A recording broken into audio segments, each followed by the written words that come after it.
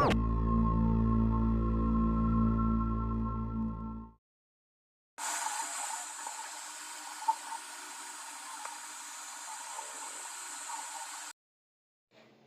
and welcome guys. Today we are going to be building this, but not this one. All right, this is a 18-inch long filament printed Macross or Robotech, if you will, Zentraedi fleet command ship. I know there's a lot to say. In my last video, I built the small model of this kit form that was only about 6 inches long. So I found on Thingiverse a pretty nice file and printed it out and painted it. Originally I was going to do a video on this, but I got this completed, and when I printed this, I printed at 50% of what the file comes in, and so I decided to go ahead and go up to 100%. So this is 18-inch long, foot and a half. So the print for the full 100% is going to be 3 feet long. So I've already printed it out. So let's take a look at that. I'm going to move this to the side. So here are the parts we got here. They're going to be different looking. I'll explain that in just a second. So the file itself is 4 main body sections, as you can see here. We got the rear end, the front, we got kind of the 2 middle sections. It also includes these little connecting cubes. Now, I will say this is 100% scaled up from what the file is, and printed it out on a Neptune 3 Pro printer. It took about 6 days to get all of these done, printing wise. So it was kind of non-stop for those 6 days, and I'll go more into that in just a minute. Now, I did scale the cubes down a little bit to like 97%, because when I was building the smaller version, at 100% the cubes were just really tight and not fitting well. So at this size, they kind of fit in, and 97% they kind of fit in just fine. So here we have the front end of the ship. We have the kind of the body section of it.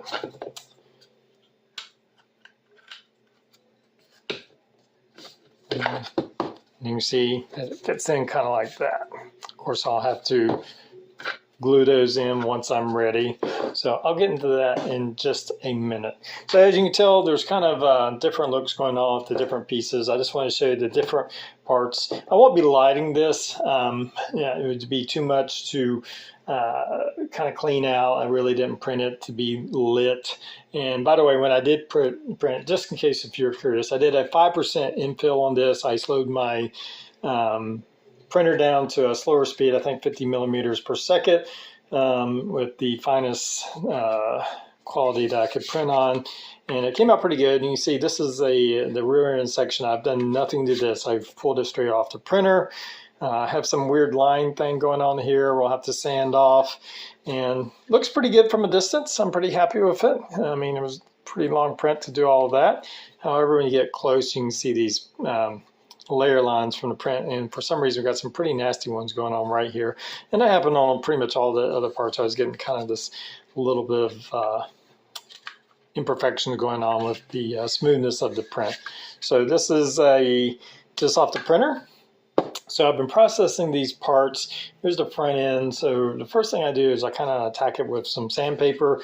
Found a 220 grit was probably kind of the best. It was biting into it good enough. And of course you can go finer or rougher, but anything rougher than that seemed to be a little too aggressive on that. So I'm just trying to knock down some of the hard edges on this. Now this print is very textured. It has a very organic, the ship has a very organic feel. You can see some of the kind of the plating or whatever going on here. This is part of the file, so you can see where my sandings hit it. But on this front end, you can see again we're getting kind of this layer line separation going on. So my first plan of action was just some 220 sandpaper, just kind of aggressively going at that, sanding it down, locking it down a little bit. So the next part, as you can see here, I got something red going on. I have some epoxy putty, and I'm going to go in a minute. I'll show you when I go to do this one.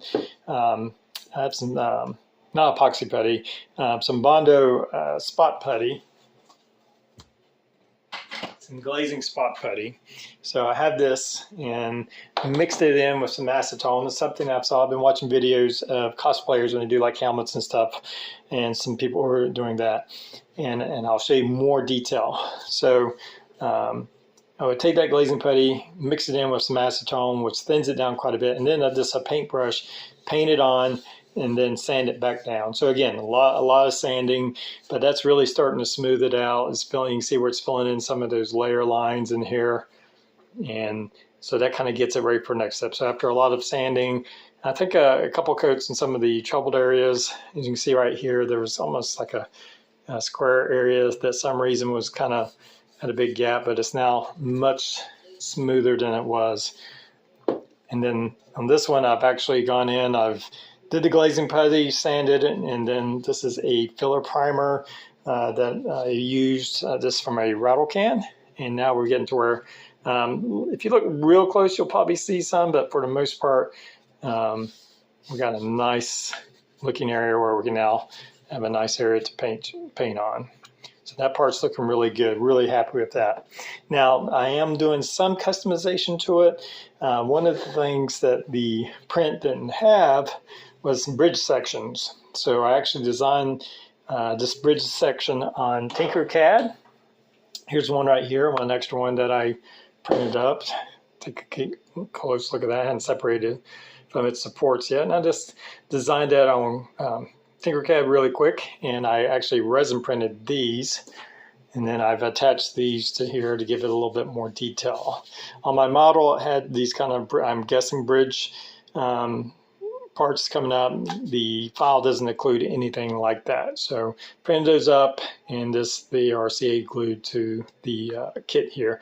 And you also can see some little bumps going on. I just printed these out. I designed these again in Tinkercad, just some simple kind of shapes. I did actually a couple of sizes with them, and just to give the surface area, since it is a pretty big model with a lot of plain surface area, I'm going to be putting these, hopefully not overdo it. And I did use my filament printer, since this was kind of a basic shape.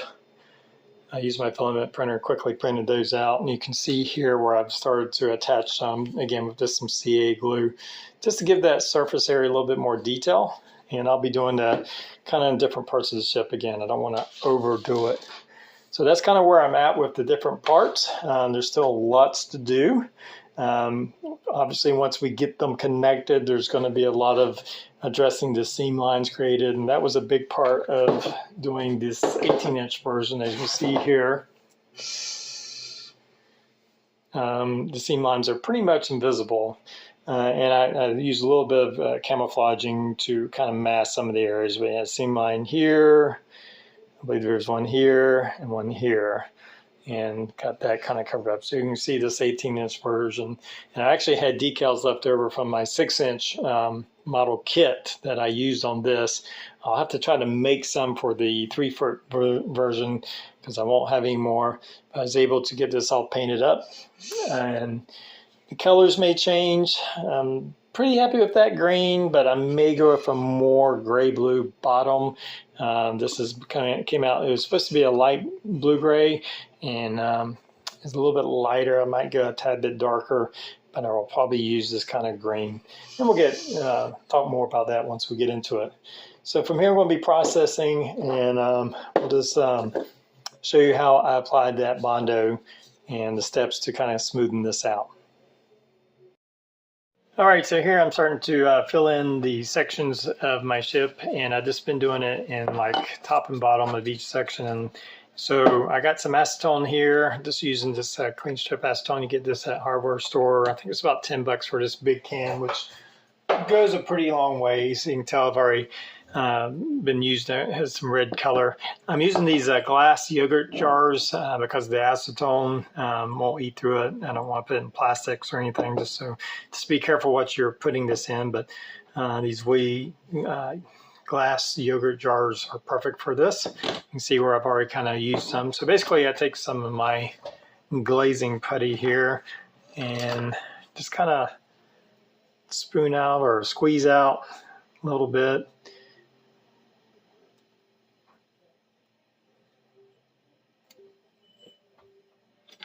Doesn't take a whole lot to kind of get you going.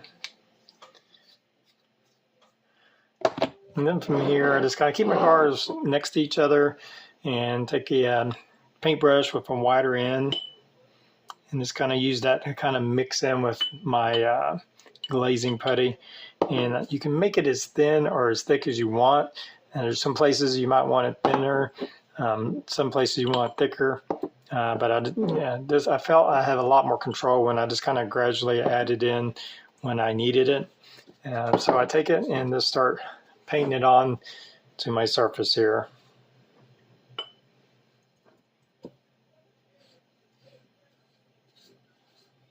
And you can see how fast it's already drying.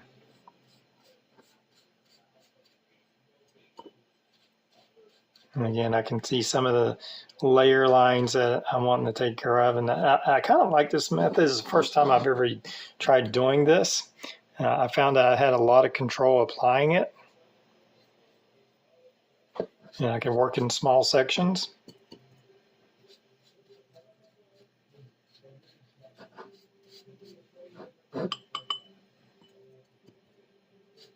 And if it comes on a little too thick, you can always just re-dip your paintbrush in the acetone.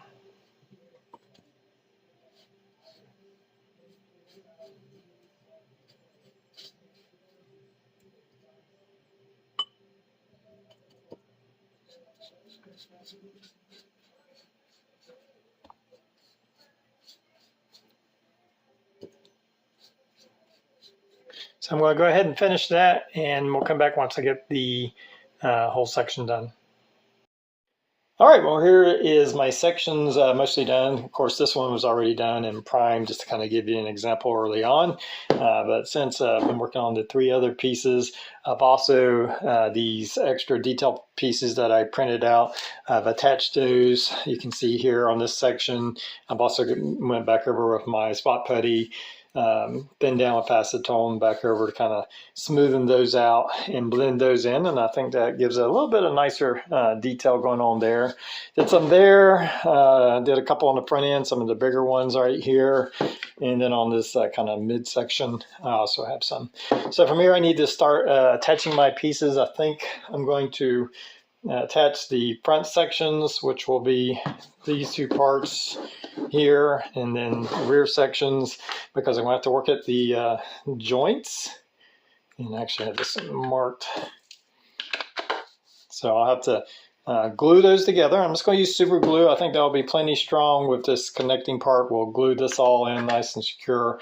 We'll put a nice layer of glue all around here and glue this in. I think that will be strong enough to hold it. It's not very heavy at all, despite its size. And then I guess I have to work on the seam, make that seam disappear. So I'm going to work in, of course, these 2 sections, and then of course I'll have to join the whole thing together. So we'll come back once I get those all hooked up.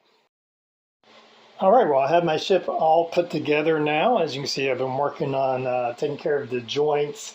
We had a joint right here, and right here. So a lot of sanding, priming, filling with my glazing putty. You can see on this gray part, that's some spray primer, and I'm just using this Iron Armor sandable primer. I get this at Harbor Freight. It does a pretty good job. So anyway, just kind of seeing the areas of the dress. Again, a lot of work. Just held together. I used those little joints, those little cubes in between. I just used super glue to put it all together. I think it's quite strong. I don't think it's going anywhere. You see how big it is. I'm having to back the camera phone away to get everything in camera. So it's about 3 feet long. I haven't took exact measurements of it. But I have my extra pieces that I've been working on, making sure that those get blended in. You can see on front here where I still had some layer lines showing, and so using the sanding primer and then going back and sanding it to use that as a type of filler to kind of address those layer lines. Just working on trying to get it all nice with a nice texture. Again, it has an organic feel. There are some parts that have like some divots that are just part of the file, the actual model. But I think it's looking good. So from here, I'm going to put another coat of sanding primer. I have to, of course, prime this whole back section here.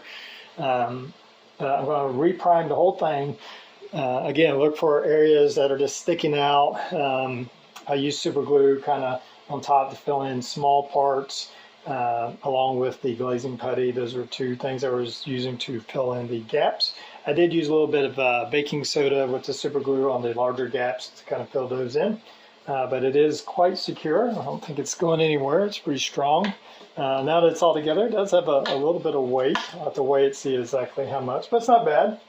And but again, I'll put another coat of primer on here, do some very fine sanding. I'll probably switch up to like 400 grit sandpaper to smoothen it out and get it ready for the base coats.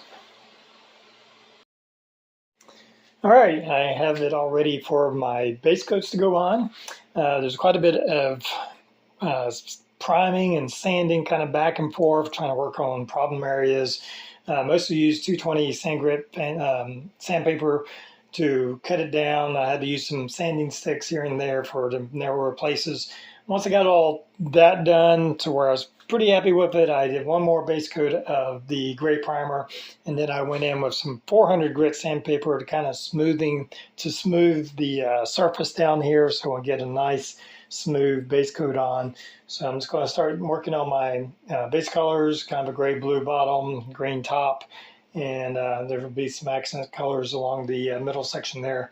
I'm going to go ahead and get that painted up, and we'll look at it after that.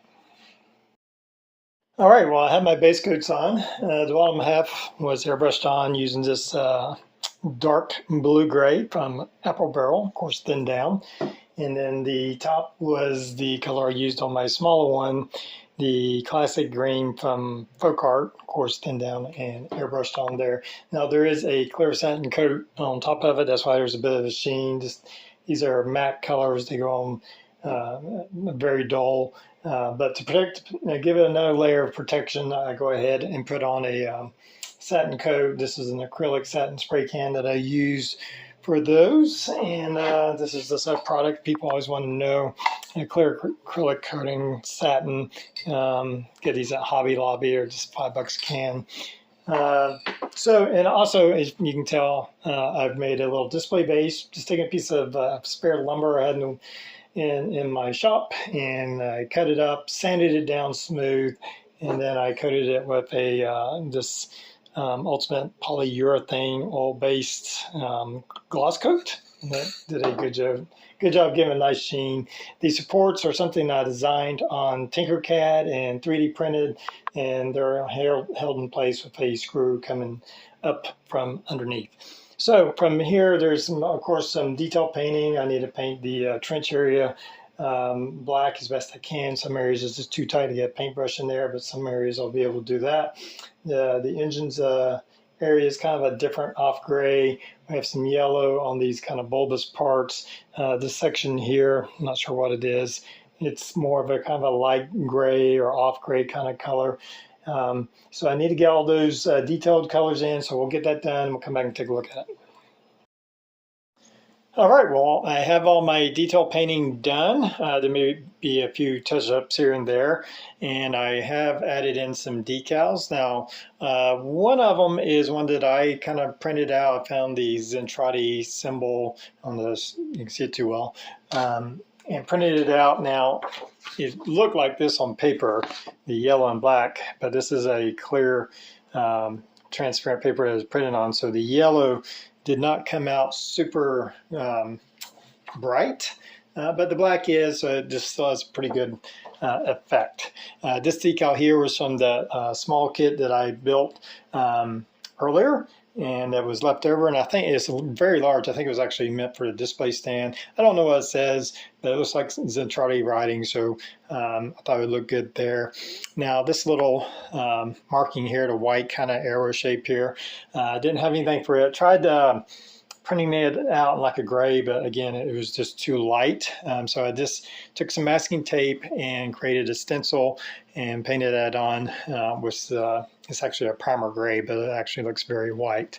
So I have all that done, and I'm going to need to put on a clear coat. I'm going to put a clear satin coat to kind of protect the decals and some of this painting that I did. And then we'll move on to weathering. I'm going to go ahead and finish the project. My weathering is pretty my standard. I'm going to do a oil paint wash with mineral spirits to kind of get all the crevices, kind of dirty up the paint a little bit.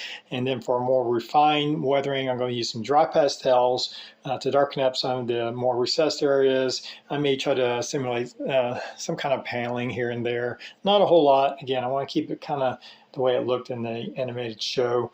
And after that, I will do a matte coat and we'll be done. So when we come back, we'll look at the finished ship.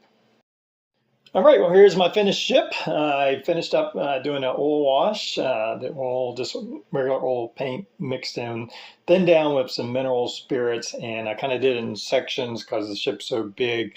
But this, we'll apply it, let it set for a little bit, and take a rag, and just kind of wipe it back and forth, kind of in the direction that I wanted the streaks, because I also wanted the oil paint to kind of start putting some streaks in there. It's a big ship. It's going to have a lot of marks and stuff. It's not going to be a pristine paint job on it. So I did that.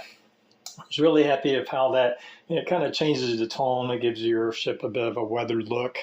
So once I did that, I went back with some dry pastels and just kind of darkened in some of the areas that I wanted darker. Kind of did some shading along some artificial panel lines to give it a little bit more character, things of that nature. I did a little bit of dry brushing. I don't know if you can see too well. On the lower section, I went in with some lighter blue grays to accent. It has a very kind of almost rock-like kind of texture to it, so I wanted to kind of catch some of those details and bring that out. Of course, I finished up with a matte clear coat sprayed on, and then I think the final thing I did is I took a little I think chrome enamel paint from Testors, and just did these sections of these command bridges right here, just kind of give them a little bit more personality. So at the end of it, very happy with how it turned out. It's very big. I'm not quite sure where I'm going to put it right now. I may put it up for sale sooner or later. I think I would like to take it to a model show before I do that. But anyway, I hope you've enjoyed the project. It was a lot of fun. I'm not sure what I'm going to do with it as far as where I'm going to put it right now. I'll have to find a place, maybe put it on the wall, make some kind of bracket and put it on the wall, something like that. But it was a lot of fun. And until next time, everybody have a good one.